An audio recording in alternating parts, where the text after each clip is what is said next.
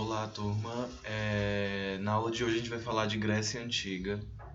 E antes da gente começar a falar sobre a arte da Grécia Antiga, a gente precisa lembrar que a Grécia vivia em guerra. Então, tudo que a gente vai ver hoje, enquanto escultura e arquitetura, ou são ruínas ou são cópias, né, do que foi a Grécia Antiga. O importante de se lembrar é que a arte grega ela é dividida em três períodos históricos, que é o período arcaico, o período clássico e o helenístico.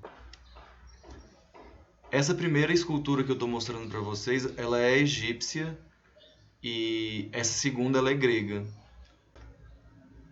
Nesses exemplos dá para ver que perfeitamente como os gregos eles tinham uma arte que parecia muito a egípcia, né? Talvez até a arte egípcia, por ser muito mais antiga, tenha inspirado os gregos. Então observem como essas esculturas gregas desse período arcaico elas são mais estabilizadas, né? Os corpos são bem rígidos, assim como eram as esculturas egípcias. Lembrando que a gente está falando do período arcaico das esculturas, né? E o próximo período é o período clássico. Nessa segunda escultura, vocês já começam a observar que os corpos eles não são mais tão rígidos. O nome dessa escultura é Discópulo de Miron. Miron, no caso, é o nome do artista que fez essa obra.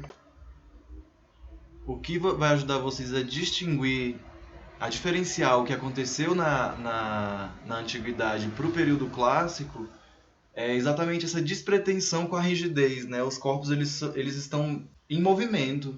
Vocês já devem ter visto essa escultura na época das Olimpíadas, porque os gregos eles levavam tanto o teatro quanto as Olimpíadas de forma religiosas, para exaltar os deuses. O nome dessa segunda escultura, também do período clássico, é Doríforo de Policleto. E nela a gente também consegue observar uma movimentação, mesmo que mínima. Se vocês observarem a posição dos pés da escultura, dos braços, elas não estão tão rígidas, né? Elas têm uma movimentação e um gingado. O que é interessante da gente observar do período grego é que eles eram competitivos em relação à técnica. Quanto mais se aproximasse da realidade, uma técnica que mais parecesse, né, que a escultura fosse de verdade, melhor o escultor seria, mais lembrado ele seria. Já essa terceira escultura do período clássico, ela é um pouco diferente das outras duas que eu mostrei, porque foi quando os gregos começaram a utilizar o bronze para fazer esculturas. E foi uma conquista porque eles perceberam que o mármore ele era muito frágil e, né, uma escultura que era trabalhada em bronze ela duraria muito mais tempo.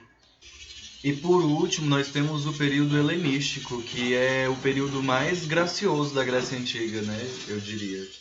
Porque as esculturas elas não são tão limitadas, né? Os artistas eles começam a ter mais liberdade de explorar outras formas de fazer escultura, com outros corpos, com figuras místicas muito mais interessantes, porque eles, como eu tinha falado antes, eles valorizam muito a técnica. Então, como vocês podem observar aqui nessas outras esculturas desse terceiro período, o nome dessa escultura é Laocoonte e seus filhos, que retrata um período da mitologia grega, né, uma cena mitológica. O momento em que os gregos eles mandam o cavalo para Troia e Laocoonte ele rejeita, né, porque ele desconfia que, obviamente, é alguma armadilha que está acontecendo. Então, como os deuses mitológicos eles estavam do lado dos gregos, né, segundo a mitologia, porque os gregos estavam acima, olha que perigo, né, a gente falar que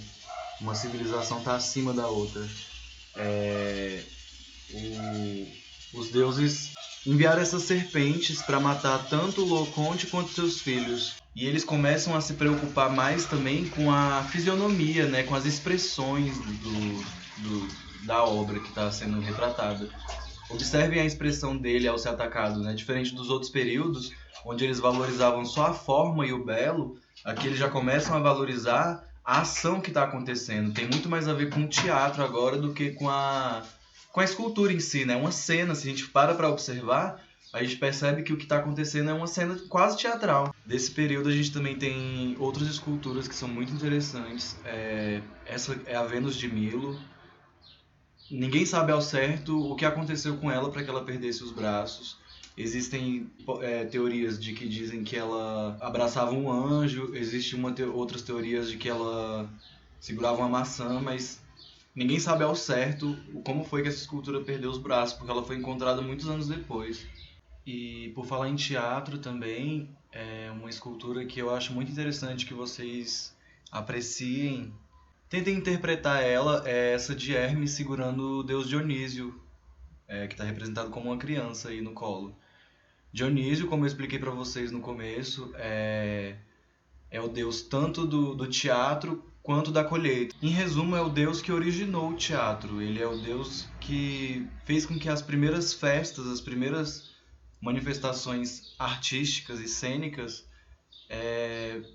fossem espetacularizadas. No começo eram só festas, onde todo mundo celebrava a esse deus, e aí se transformou em teatro logo depois, e com a aristocracia, né, que depois a gente vai falar muito na filosofia sobre Aristóteles, que se dividiu o espaço entre palco e plateia. Então a espetacularidade, na verdade, ela começava a virar cena, não mais as pessoas dançando e se divertindo em grandes festas. Então o teatro ele se originou com as grandes festas em celebração ao deus Dionísio.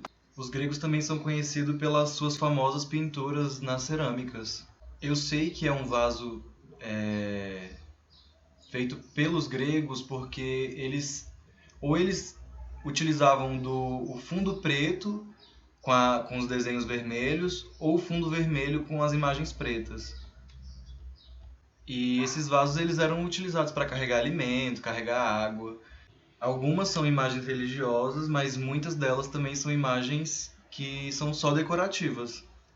Ou seja, eram ou cenas mitológicas ou eram cenas cotidianas. E assim como aconteceu nas esculturas, as cerâmicas também pareciam ter muita influência das pinturas que eram egípcias também. Se vocês observarem como os corpos eles são colocados, né, de formas mais laterais, a relação um com o outro, e a escultura ela já era mais frontal, né, era uma visão de frente do que estava acontecendo. Mas quando eles passavam para a pintura, se criava essa lateralidade, como vocês estão vendo nesses exemplos de pinturas egípcias. Os gregos valorizavam não só na arte, mas também na arquitetura o equilíbrio, né, a proporção. Então eles sempre estudavam a partir da observação para transformar em estética o que seria a perfeição, o belo. E eles tiveram muita influência não só na arte, mas também na arquitetura. Na arquitetura eles desenvolveram essas três pilastras, né, essas três colunas gregas, que são o dórico, o jônico e o coríntio. No dórico, como vocês podem ver, que é essa primeira, é uma pilastra mais simples. O jônico ele já tem esses dois caracóizinhos do lado, e o coríntio, ele, além desses caracóizinhos, eles têm essas folhas, que é muito mais complexo, né? Vocês percebem que é como se fosse uma evolução uma preocupação maior com a estética também na arquitetura. O dórico ele começa no período arcaico, o jônico já no período clássico e o coríntio no helenístico. Como eu venho falando com vocês desde o começo do vídeo, a preocupação maior que eles tinham era com a simetria. E eles construíram o templo de Partenon. É o templo em ruínas que é o mais conhecido da Grécia Antiga e que foi construído em homenagem à deusa Atena. Recentemente fizeram uma reconstrução de como seria o Partenon se ele não tivesse em ruínas, né? E como vocês podem ver aí na imagem, as pilastras elas são um pouco mais largas na base, né? Na parte de baixo, para dar uma impressão de peso mesmo. né? E para dar uma sensação também de que ele é muito maior do que a gente consegue já ver. O formato da pilastra parece que é o dórico, se vocês conseguirem observar daí. E bem no centro tem a deusa Atena pintada, né, esculpida lá em cima do templo. Quando a gente fala de arquitetura grega também, a gente precisa lembrar do Teatro de Epidauro. É uma estrutura que inspirou inclusive a criação de arquibancadas, o que a gente conhece hoje como arquibancada veio daí da Grécia. E era nesse espaço que aconteciam as grandes encenações, as tragédias e as comédias. Por hoje eu acho que a gente já conversou, né, eu já falei muito sobre o que eu sei de cultura grega, de arte grega, da antiguidade. E na próxima aula a gente vai conversar sobre tragédia e comédia, que eram os espetáculos que aconteciam nesses palcos.